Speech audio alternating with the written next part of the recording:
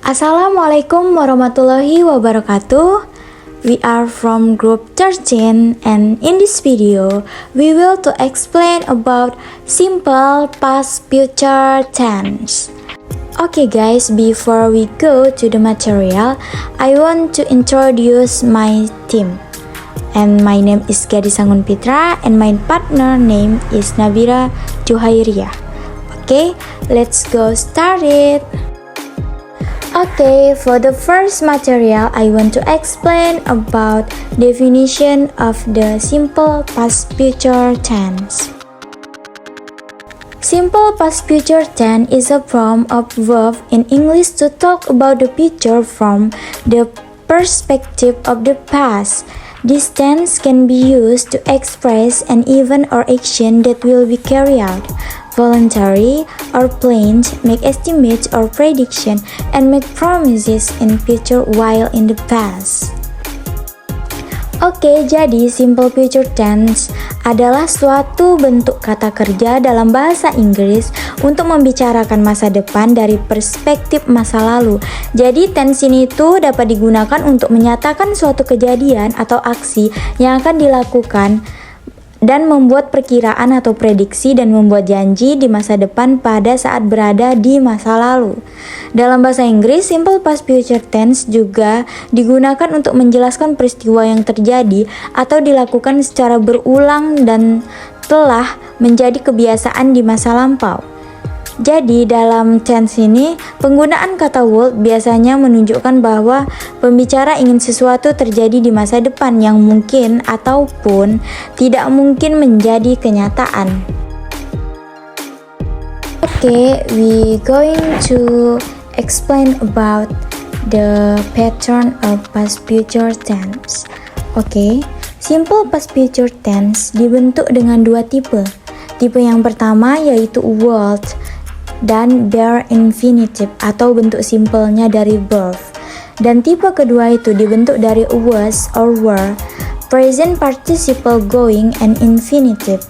Jadi infinitive itu suatu kata yang terdiri dari to plus bare infinitive. Tipe kedua lebih sering digunakan untuk menyatakan aksi yang telah direncanakan. Okay, let's go to the pattern. For the positive sentence, kalimatnya itu, rumusnya itu yang pertama ada subject plus would plus bare infinitive atau subject plus was or were plus going to plus bare infinitive. For the negative sentence, subject plus would plus not plus bare infinitive or subject plus was plus were or not or going to plus bare infinitive. Jadi di negatif ini kita menambahkan not setelah would and not setelah was or were. Okay.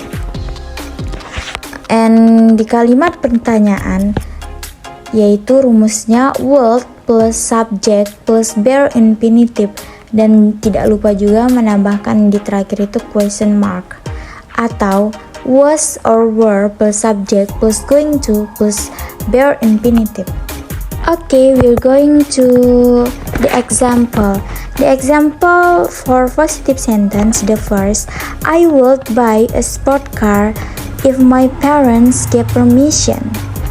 Nah, di sini I itu sebagai subjek diikuti dengan would dan verb one yaitu buy. Okay. And the next example is about negative sentence. She wouldn't walk by herself in the evening. Jadi she-nya itu sebagai subjek diikuti oleh would plus not, wouldn't, would not, dan diikuti oleh verb one yaitu walk ya.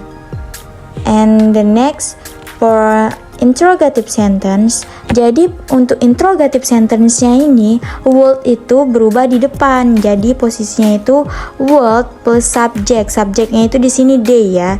They plus diikuti dengan verb one, come. Would they come if I invited them?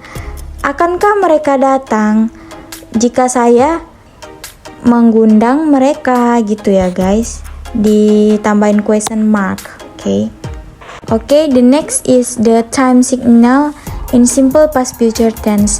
Jadi pada simple past future tense ini ada beberapa time signalnya. Yang pertama itu ada yesterday, yaitu kemarin, last week pekan lalu, last month itu bulan lalu, last year tahun lalu, the next day keesokan harinya, the month before bulan sebelumnya, the week before pekan sebelumnya, the day before sebelum hari ini. Jadi dalam kalimat itu kadang-kadang dia diikuti dengan time signal.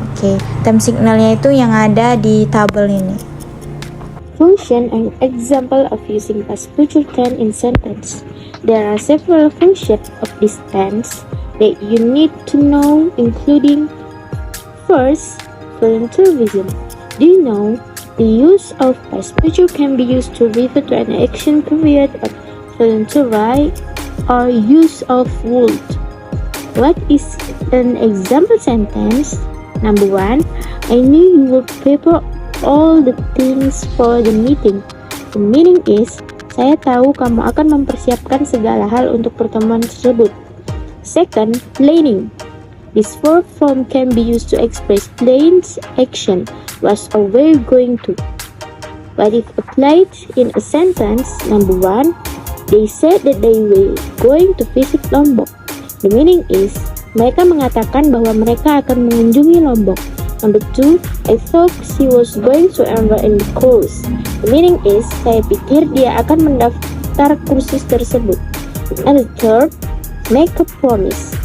In its use, the past future can be used to refer to action that express promise. Sentence that express promise is usually used would. But is an example sentence. Number 1, my uncle told me that he would come on time. The meaning is, paman saya mengatakan pada saya bahwa dia akan datang tepat waktu. Number 2, she promised she would give me a book of banana cake. The meaning is, dia berjanji dia akan memberi sekotak bolu pisang. And the last, for prediction.